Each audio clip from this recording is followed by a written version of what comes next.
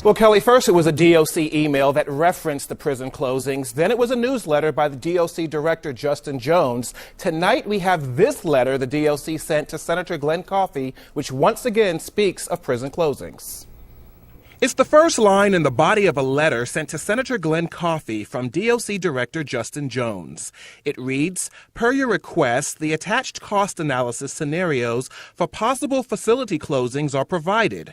It came with a report on 3 prisons in Helena, Granite, and Stringtown." That's not a request by my office. That's Justin Jones' characterization of what he thinks I asked him to do. It's the same denial we heard just yesterday from Public Safety Subcommittee Chair Anthony Sykes. Any talk of prison closing is based on speculation and rumor and not based on any kind of fact. But on 3 separate DOC documents obtained by News 9, the wording is the same. An email, Director Jones's newsletter, and now this letter to Coffey all mention prison closings. Coffey maintains the DOC got it wrong. How can something so basic be so misunderstood by several different chains of command throughout the DOC? Well, if the director misunderstands the conversation, then he could misinterpret it. And then Coffey says this report that came with Jones's letter was part of a legislative commissioned audit to see where the state can save money. Even though it mentions private prison costs, Coffey claims no prisons are currently on the chopping block. But that statement provided no comfort to State Senator Tom Ivester, who has one of those prisons in his district. It'd be devastating for Southwest Oklahoma to lose a $10 million payroll in rural Oklahoma. That would be a huge hit. Coffey took Ivester to task for what he calls an alarmist approach and says that any report regarding those prisons are premature. No decisions have been made whatsoever. We're simply trying to gather all the facts. Now, Coffey did say all options are being considered. A report should be completed, Kelly, by the end of the month. New at 10, Dave Jordan sat down with Senator Coffey, who denies the move was vindictive.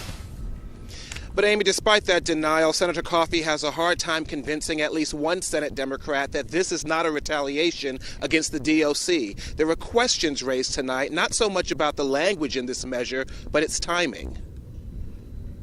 The language is clear, a motion to remove the board of the Department of Corrections and put the governor in charge of appointing its director. The main Senate supporter, Glenn Coffey. The governor ought to have a hand in corrections policy and be able to appoint their person there. The bill was filed Tuesday, just a few hours before our interview with Senator Coffey over newly released documents from DOC Director Justin Jones. Those documents revealed preliminary plans to close 3 state prisons. The timing is coincidental, Coffey says, and he has no problem with Jones's leadership. I think he's worked well with me. We had a disagreement about one meeting, but that has nothing to do. I'm not upset with him. This isn't retribution. This is another example of if you don't agree with Senator Coffey, there's consequences and retribution. Democratic Senator Kenneth Corn, who once chaired the Public Safety Committee in the Senate, questions the timing of this measure.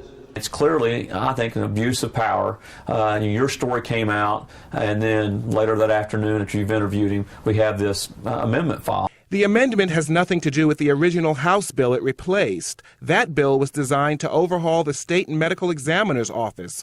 Coffey says there was a similar measure already in place, so he decided to introduce the amendment as a means to overhaul the DOC. He says Senator Corn is politicizing the issue.